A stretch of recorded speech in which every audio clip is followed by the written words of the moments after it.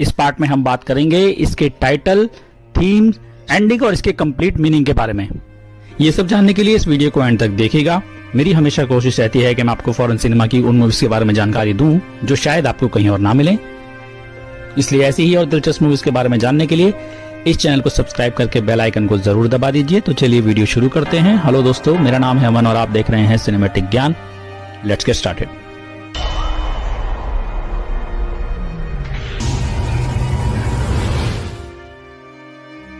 तो चलिए दोस्तों, सबसे पहले बात करते हैं इस फिल्म के टाइटल के बारे में। डायरेक्टर का इस टाइटल को चूज करना एक टेक्निकल और साथ ही साथ एक क्रिएटिव चॉइस थी। वैसे फिल्म आयरिश सिविल वॉर के दौरान इनिशरिन के छोटे आइलैंड पर सेट है। द बेंचेस ऑफ इनिशरिन को दो अलग अलग जगहों पर पिक्चराइज किया गया है। सबसे पहले मार्टिन मैकडोना की फिल्म को आयरलैंड के वेस्टर्न कोस्ट से दूर एरन आइलैंड आर्किपेलागो के सबसे बड़े आइलैंड एनिशमोर पर फिल्माया गया है। ये जगह रिलीजियस साइट, कोस्टल व्यूज और मॉन्यूमेंट्स के लिए जानी जाती है और ये जगह अक्सर पाड्रिक और कॉल्म की बातचीत के बैकड्रॉप की तरह यूज की गई है। दूसरी जगह है अर्चिल। ये भी आयरलैंड के वेस्ट कोस्ट के पास है, हालांकि ये ब्रिज से मेनलैंड के साथ जुड़ा हुआ है। ये दो जगह उस सेटिंग को क्रिएट करती हैं जहां द बेंचेस ऑफ इनिशरिन को फिल्माया गया है।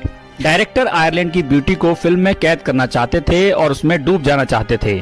वैसे भी कहानी काफी गहरी है, लेकिन वो चाहते थे कि सीन और लोकेशंस जितने पॉसिबल हों उतने सिनेमैटिक हों। खैर, बेंशी वर्ड यहाँ फिल्म में मौत की इंपॉर्टेंस को सिग्निफाई करता है। बेंशीज आयरिश फोकलोर में मिथिकल फिगर्स होती हैं। उनकी तेज रोने की आवाज आने वाली मौत के संकेत देती है। इस फैक्ट को फिल्म में डायरेक्टली रेफरेंस किया गया है जब कॉल्म पाड्रिक को बताता है अपनी ट्यून के बारे में।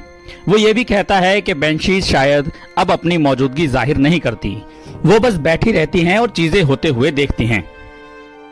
हम इस तरह की चीजें मिसेस मैकॉर्मिक में देखते हैं। उसका पूरा पर्सोना थोड़ा डरावना है। लोग उसे देख के छिप जाते हैं, फिर भी कोई उससे बच नहीं पाता। बावजूद इन सब चीजों के आखिर में मिसेस मैकॉर्मिक वो बेंशी नहीं है जिसकी तरफ फिल्म इशारा करती है, बल्कि वो बेंशी कॉल्म की ट्यून है जिसके ऊपर इस फिल्म का नाम रखा गया है।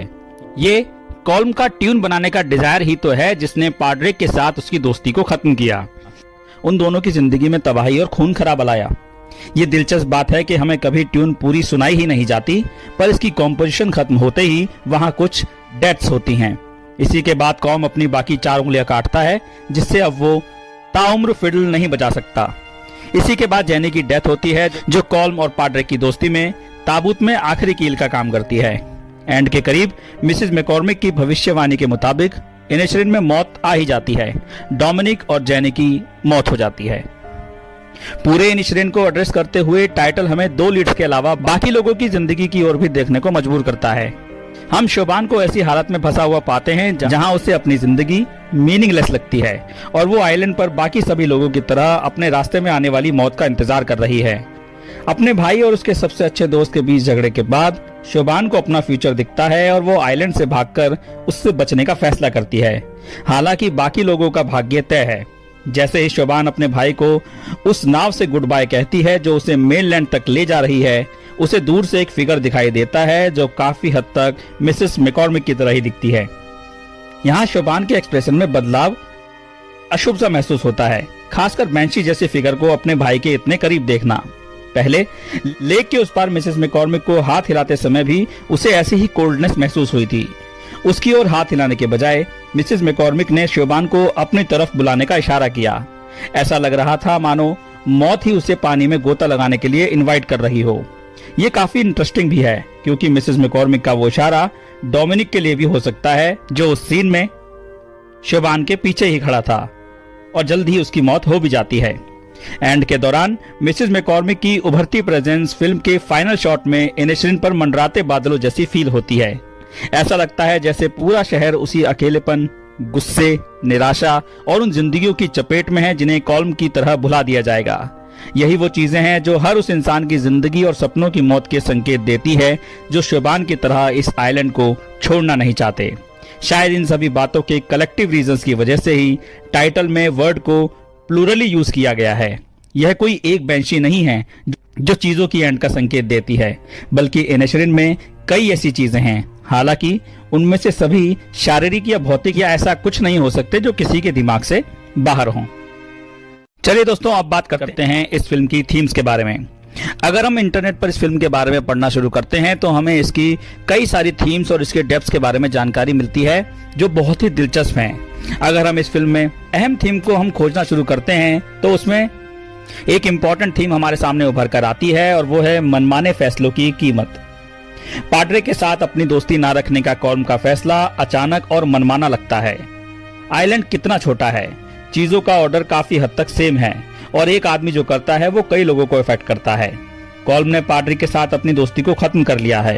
वो पाड्रिक के साथ चीजों को शेयर नहीं करता है। ये रिश्ते की फाइनल एंडिंग है।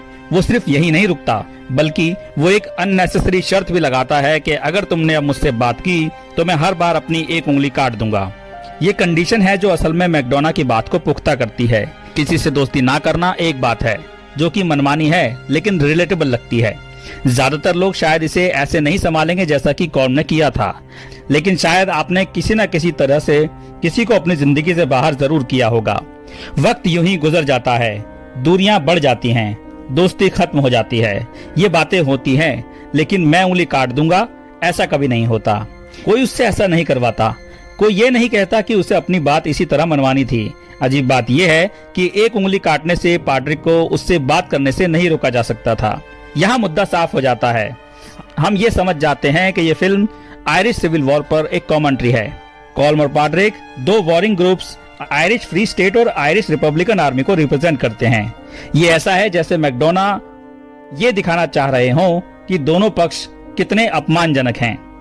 एक मनमाने नियम लेकर आया है और दूसरा उन्हें एक्सेप्ट नहीं करेगा भले ही जोखिम कितना भी बढ़ जाए। अगर कॉल्म कम ड्रामेटिक होता पॉसिबली सभी के लिए चीजें बेहतर होती। उसी समय पाड्रिक कॉल्म से बात क्यों नहीं बंद कर सका? क्या यह वाकई इतना मुश्किल था जितना ये दिखाई दे रहा था? क्योंकि दोनों में से कोई भी अपनी जिद से पीछे नहीं हटेगा। चीजें इतनी बिगड़ गईं कि वापस लौटना पॉसिबल नहीं रहा। जो चीजें शुरू में सिली थीं, उसका आइलैंड या देश पर एक्चुअल इम्पैक्ट पड़ने लगता है और हालातों को हमेशा के लिए बदल कर रख देता है। इसकी दूसरी थीम है आयरलैंड की लिमिटेशंस। पाड्रिक की बहन शोबान इनिशरिन जो ऑफर करता है उससे कहीं आगे निकल गई है। उसे दोस्त, रोमांस या अपने इंटेलेक्ट के हिसाब से काम नहीं मिल पाता। वो अकेली है और उसे दर्द हो रहा है। यहाँ एक और गौर करने वाला मोमेंट है जहाँ पाड्रिक कॉल्म का सामना करता है। पाड्रिक अच्छे होने के पक्ष में है जबकि कॉल्म अच्छे होने और आर्ट की वैल्यू को बढ़ाने की इंपॉर्टेंस को खारिज करता है। ये दोनों के बीच डिवीजन पैदा करता है। पाड्रिक काफी डल है, कॉल्म ज्यादा लॉफ्टियर और आर्ट लवर है और वो सोचता है कि वो पाड्रिक से ज्यादा स्मार्ट है। वो एग्जाम्पल के तौर पर मोजार्ट का इस्तेमाल करते हुए कहता है कि किसी को याद नहीं कि 17वीं सदी में कौन अच्छा था, लेकिन हर कोई मोजार्ट को फिर भी जानता है। जिस पर पाड्रिक कहता है ठीक है, मैं नहीं जानता, तो ये थ्योरी भी साबित नहीं हो पाई। बहस के एंड में शोबान अपने भाई को ले जाती है लेकिन कॉल्म को कुछ बताने से पहले नहीं। वो कहती है वैसे मोजार्ट 18वीं सदी में था, 17वीं में नहीं। ये पाड्रिक पर कॉल्म की सुपीरियरिटी की फीलिंग का रियलिटी चेक है। यहाँ वो खुद को बहुत ज्यादा स्मार्ट मानता है पर गलत वो भी है। ये शोबान को आइलैंड के सेंट्रल वाली पोजीशन पर लाकर खड़ा कर देता है और शोबान क्या करती है? वो भाग जाती है। वो मेनलैंड पर नौकरी करती है और इनिशरिन के सभी लोगों को खुद ही इसका पता लगाने के लिए छोड़ देती है।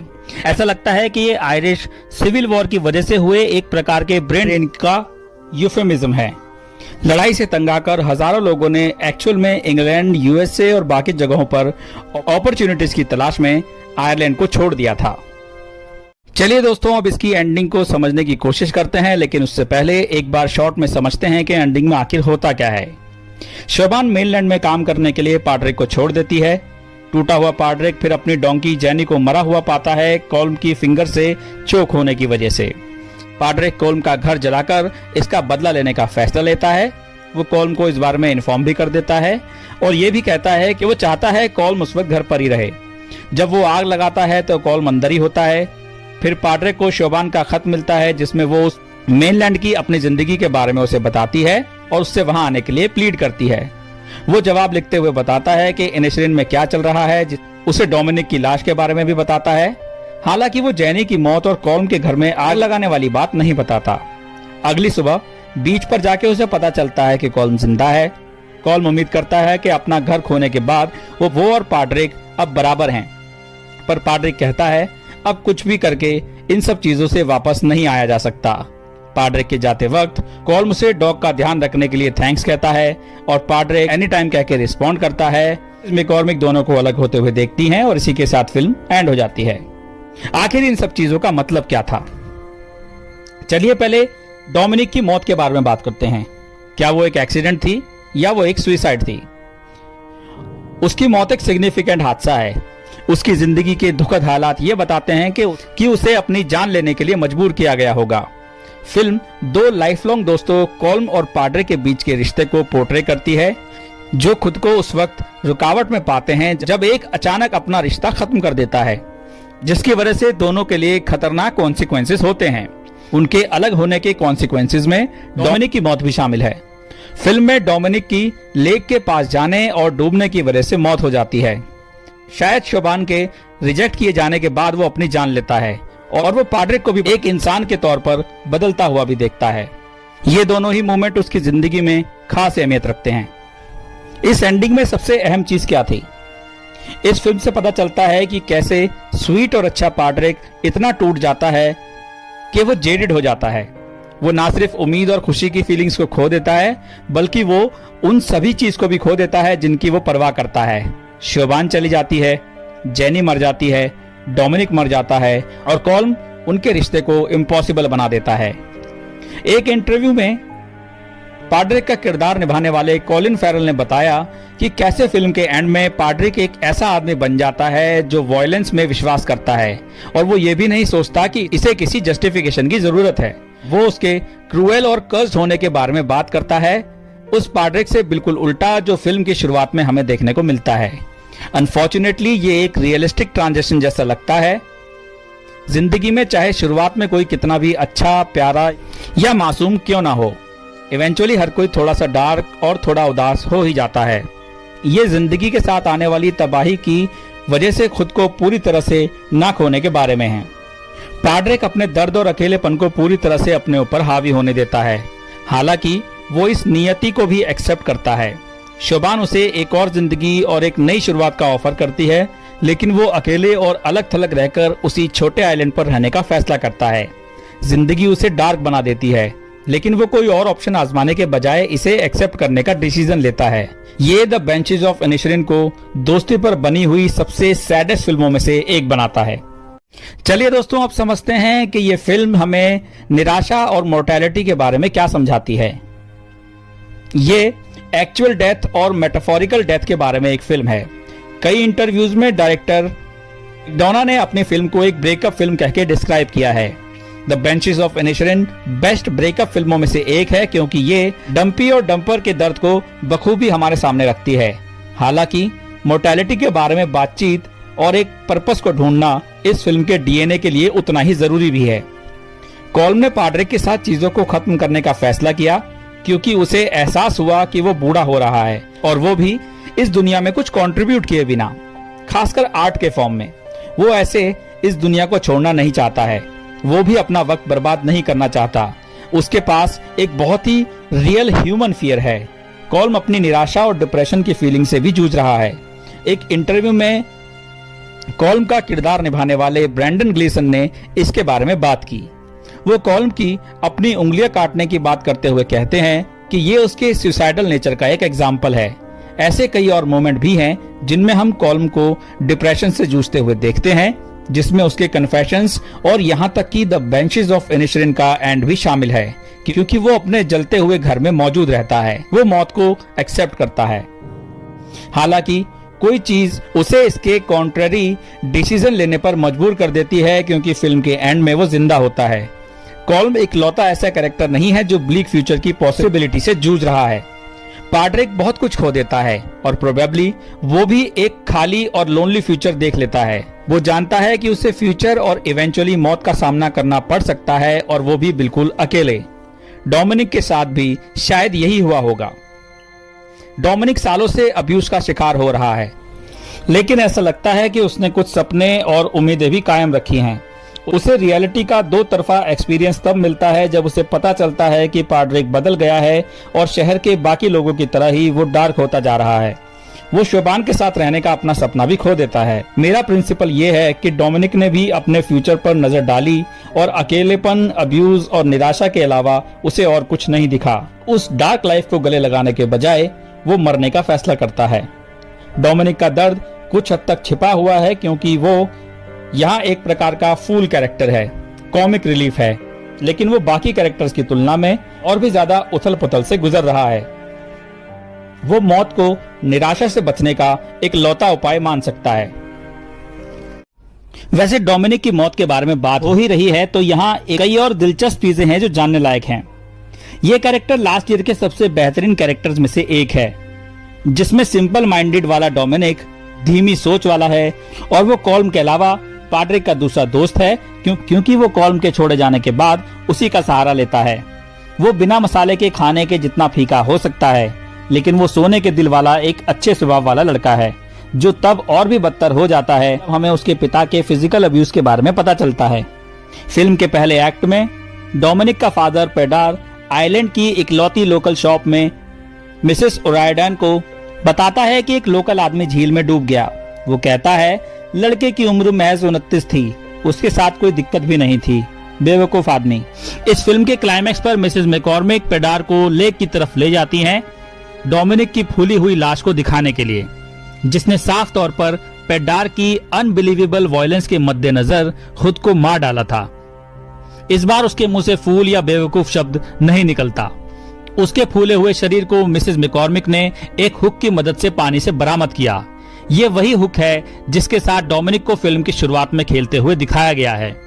वो पाड्रिक से पूछता भी है, मैं सोच रहा हूँ कि इसका इस्तेमाल किस तरह किया जाता होगा, शायद चीजों को हुक करने के लिए जो स्टिक की लेंथ के जितना दूर होती होंगी। मिसेस मैकॉर्मिक ने इसका इस्तेमाल बिल्कुल उसी तरह किया जिस तरह उसने शुरुआत में डिस्क्राइब किया था। अब बात करते हैं इस फिल्म के आयरिश सिविल वॉर से जुड़े होने के बारे में। ये फिल्म आयरिश सिविल वॉर का एक मेटाफोर है। हालांकि मार्टिन मैकडोना ने साफ तौर पर आयरिश सिविल वॉर के एलिमेंट शामिल किए हैं, लेकिन फिल्म को आयरिश सिविल वॉर का मेटाफोर कहना पूरी तरह से सही नहीं है।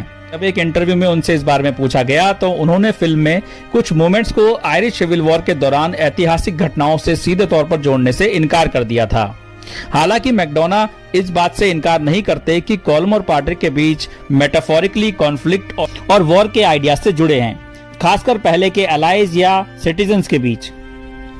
इस फिल्म की शुरुआत में पाड्रिक दूर से वॉर की ओर देखता है और कहता है, तुम जिस चीज के लिए भी लड़ रहे हो तुम्हें उसके लिए गुड लक।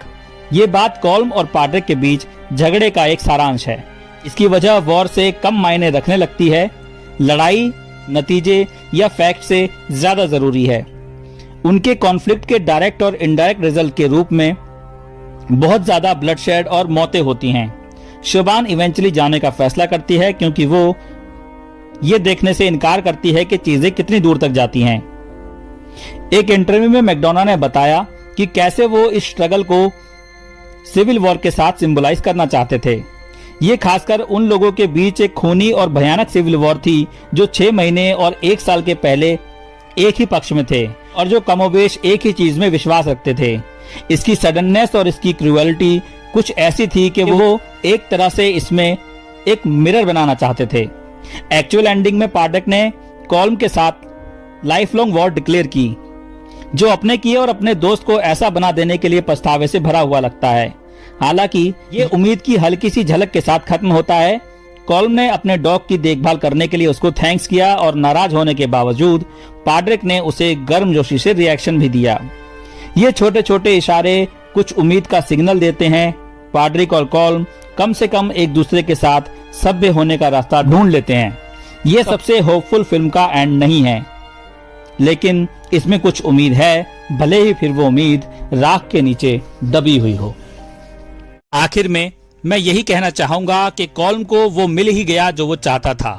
हालांकि उसे उसके म्यूजिक के लिए नहीं याद किया जाएगा। दोनों कैरेक्टर्स आइलैंड पर अपनी फाइट और उसके नतीजे यानी कटी उंगलियां, जैनी की मौत और एक जले हुए घर के लिए याद किए जाएंगे।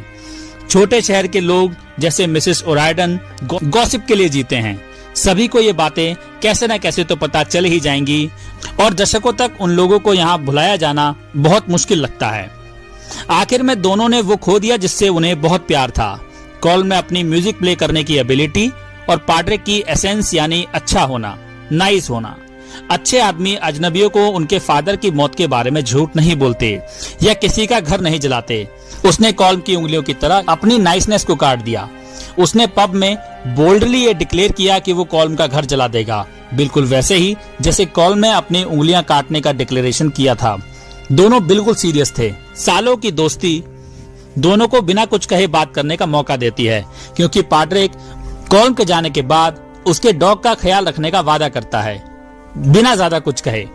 पाड्रिक में कहीं ना कहीं थोड़ी नाइसनेस अब भी मौजूद है और हम देख सकते हैं कि कॉल्म के आखिरी फेवर के लिए उसमें आज भी कहीं ना कहीं कॉल्म के लिए सॉफ्ट कॉर्नर जरूर बचा हुआ है।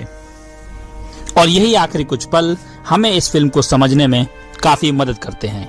और ये सारी चीजें ये साबित करती हैं कि हर सिनेमा लवर को एक बार ये मूवी जरूर देखनी चाहिए।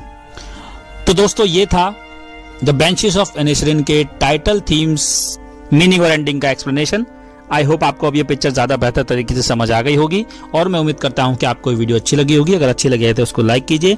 अगर आपके कुछ सवाल या ओपिनियंस है तो उन्हें कमेंट सेक्शन में शेयर कीजिए। इस वीडियो को शेयर कीजिए। मैं मिलता हूं आपसे अगली वीडियो में। Thanks for watching. Bye bye.